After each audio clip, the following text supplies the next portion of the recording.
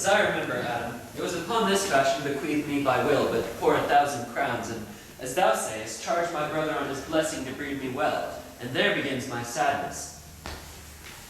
My brother Jacques he keeps at school, and report speaks goldenly of his profit, but for my part he keeps me rustically at home, or, to speak more properly, stays me here at home unkempt, for calling that keeping for a gentleman of my birth that differs not from the stalling of an ox. His horses are bred better, for, besides that they are fair with their feeding, they are taught their manage, and to that end riders dearly hired. But I, his brother, gain nothing under him but growth, for the which his animals on his dunghills are as much bound to him as I. And besides this nothing that he so plentifully gives me, the something that nature gives me, his countenance seems to take from me. He bars me the place of a brother, lets me eat with his hinds, and as much as in him lies, minds my gentility with my education. This is it, Adam, that grieves me, and the spirit of my father, which I think is within me, begins to mutiny against this servitude. I will no longer endure it, but yet I know no wise remedy how to avoid it. Yonder comes my master, your brother. Go apart, Adam, and thou shalt hear how he will shake me up. Now, sir, what make you here? Nothing. I am not taught to make anything. What mar you then, sir? Marry, sir, I only help you to mar that which God made, a poor, unworthy brother of yours with idleness. Marry, sir, be better employed, and be not a while. Shall I keep your hogs and eat husks with them? What proportion have I spent to come to such penury? Know you where you are, sir? Oh, sir, very well, here in your orchard. Know you before who, sir? I, sir, very well. I am the youngest son of Sir Rowland de Boys, and in the gentle condition of blood I would have you so know me. The courtesy of nations allows you my better, in that you are the firstborn, but the same tradition takes not away my blood where there are 20 brothers betwixt us. I have as much of my father in me as you, albeit I confess your coming before me is somewhat near to his reverence. Come, come, elder brother, you are too young in this. Wilt thou lay hands on me, villain? I am not a villain. I am the youngest son of Sir Rowland de Boys. He is my father, and he is thrice a villain that says such a father begot villains. Wert thou not my brother, I would not take this hand from thy throat till I had pulled out thy tongue for saying so. Thou hast railed on thyself. Sweet masters, be patient. For thy father's remembrance, be at a word. Let me go, I say! I will not till I please. You will hear me. My father charged you in his deed to give me good education. You have trained me like a peasant, obscuring and hiding from me all gentlemanlike qualities. my reward. Most true that I have lost my teeth in your service. God be with my old master. He would not have spoke such a word. Is it even so, Osline, the Duke's daughter, was banished with her father? Oh no, the Duke's daughter ever loves her cousin, being from their cradles bred together, that she would follow her into exile or die to stay behind her. She's at the court, and no less beloved of her uncle than his own daughter, and no ladies loved as they do. Where will the old Duke live? They say he's already in the forest of Arden. What? You will wrestle tomorrow before the new Duke? Neither do I, sir, but I came to acquaint you with the matter. I am given, sir, secretly to understand that your younger brother Orlando hath the disposition to come in disguised against me to try to all. Never schooled yet learned, full of noble device, all sorts of enchanting beloved, and indeed, so much in the heart of the world, especially of my people that know him best, that I am altogether misprized. But it shall not be so long. This wrestler shall clear all. All that remains is that I kindle him thither, which I will now go about. I show no mirth that I am mistress of, and would you yet I were merrier? Herein, I see as thou lovest me not for the full wit that I love thee. If thy father, the Duke mine uncle, had banished thy uncle, the Duke my father, so as thou hast been still with me, I could have taught my love to take thy father from mine. So wouldst thou, if thy love to me was so righteously tempered, is mine to thee. Well, I will forget the condition of my estate to rejoice in yours. Truly, thou knowest my father hath no child but I, nor none is like to have. And, when he dies, thou shalt be his heir. What he hath taken away from my father perforce, I shall render thee again in affection. This will I do cause, or else have me turned monster. Therefore, my sweet rose, my dear rose, be married. From henceforth I will cause and devise sports. Let me see. What think you of falling in love? Let us sit to mock the good housewife fortune from her wheel, and her gifts may, henceforth, bestow equally. I would we could do so, for her benefits are mightily misplaced, and the bountiful blind one doth most mistaken her gifts to women. For though she makes fair, she scarce makes honest, and though she makes honest, she makes ill-favoredly. Nay, now thou goest from fortune's office to nature's. Fortune reigns in the gifts of the world, not in the lineaments of nature. Hath not fortune sent in this fool to cut off the argument? Indeed, there is fortune too hard for nature, and fortune makes nature's natural to cut her off from nature's wit. How now, wit? Whither wander you? Mistress, you must come away to your father. Were you made the messenger? No, by mine honor, but I was bid to come for you. Where learned you that oath, fool?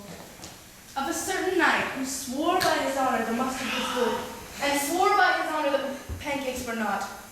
Now I'll stand to it. The mustard was not, and the pancakes were good, and yet was not the knight forsworn. How prove you that in the great heap of your knowledge? I marry now unmuzzle your wisdom. Stand you both forth now, stroke your chins, and swear by your beards that I'm a knave. By our beards, if we have them, thou art. By my knavery, if I had it, then I were. Those who swear by that that is not are not forsworn. No more was this knight swearing by his honor, for he never had any. Or if he did, he had sworn it away before he ever saw those Here pancakes comes on the Monsieur LeBeau, With his mouth full of news. which he will lay on us as pigeons feed their young. Then shall we I was use laid this on the bread. trowel. Nay, if I keep not my rank. Thou losest thy old smell. You amaze me, ladies. I would have told you good wrestling, but you have lost the sight of. Yet tell us the manner of this wrestling. I will tell you the beginning, and if it pleases your ladyships, you may see the end, for the best is yet to do. And here, where you are, and come and perform it. Well, the beginning, that is dead and buried. There comes an old man and his 3 sons. I can match this beginning with that of an old tale. 3 proper young men, of excellent growth and presence. With bills on their necks, be it known unto all men by these presents. The eldest of the 3 wrestled with Charles, the Duke's wrestler, which Charles in a moment threw him, and broke 3 of his ribs, that there was little hope of life in him. So he served the 2nd, and so the 3rd. Yonder they lie, the poor old man their father, making such pitiful dole over them, that all the beholders take his part with weeping. Alas, But what, monsieur, is the sport the ladies have lost? Why, this I speak of.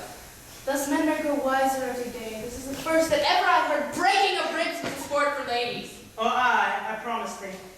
but is there any else longs to see this broken music in this Oh, house? now, daughter and cousin, are you crept hither to see the wrestling? I, my liege, so please you give us leave. You will take little delight in it, I can tell you. There are such odds in the man. In pity of the challenger's youth, I would fain dissuade him, but he will not be entreated. Speak to him, ladies. See if you can move him. Call him hither, good Monsieur LeBeau. Do so. All my fair princess. When He is the general challenger. I come it in as others do, to try with him the strength of my youth. Alas, poor man, you are too young. We charge you for your own sake. Embrace your safety and give over this man. do, young sir, your reputation shall not therefore be misprized. We'll make it our suit to the Duke that the wrestling may not go forward. I beseech you, punish me not with your hard laws, wherein I confess me much guilty to deny such fair and excellent ladies living here. But instead, let your fair eyes and gentle wishes go with me to my trial, wherein if I be foiled, there is but one shame that was never. Can I not say thank you? My better parts are all thrown down, and that which here stands up is but a clintain in your lifeless block. He calls us back. My pride felt my fortune to ask him what he would. Did you call, young sir? Sir, you have wrestled well and overthrown more than your enemies. Will you go, cuz? Come. Very much. It did suit me all points like a man. A gallant curl lies upon my thigh, or sway my hand, and in my heart lie there where woman's hidden fear their will. We'll have a squashing and a martial outside, as many other managed cowards have that do not face it with their many sentences. What wilt I call thee when thou art a man?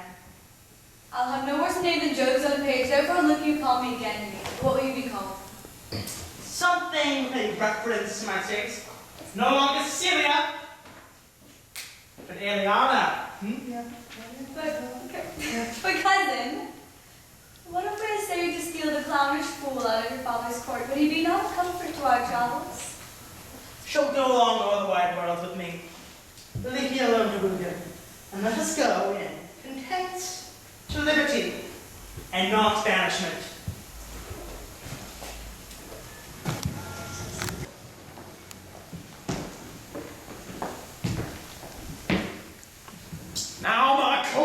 and brothers in exile, hath not old custom made this life more sweet than that I paid upon? Are not these woods more free from peril than the envious court? Here, feel we not the penalty of Adam the season's difference, as the icy fang and churlish challenge of the winter's wind, which, when it bites and blows upon my body, even till I shrink with cold, I smile and say, this is no flattery.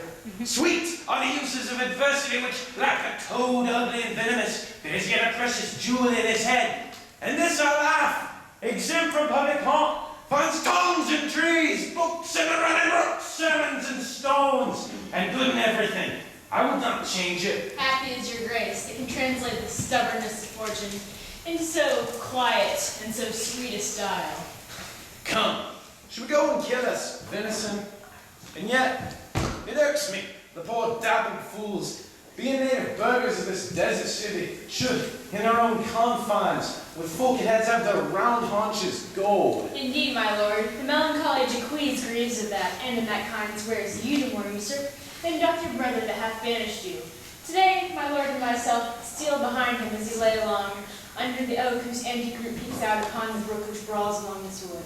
To the which place, a poor sequestered stag that from the hunter's aim hath ta'en a hurt, did come to languish, and indeed, my lord, the wretched animal gave forth such groans that their discharge stretched his leathern coat almost to bursting, and the big round tears coursed one another down his innocent nose in piteous chase.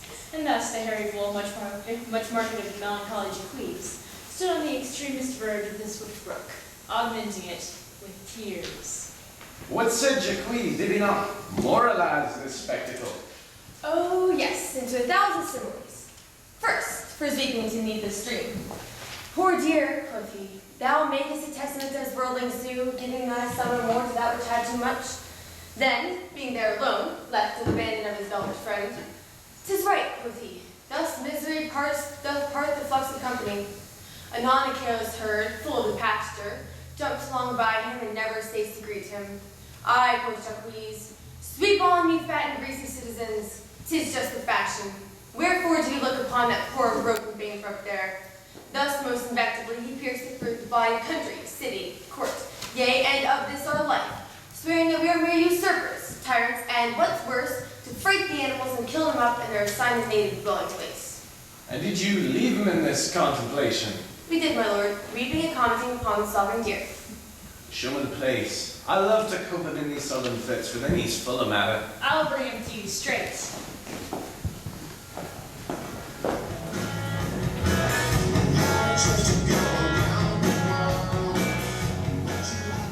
Who's there? What, my young master? Oh, my gentle master, oh, my sweet master. Oh, you memory of old Sir Roland, why, what make you, dear? Why are you virtuous?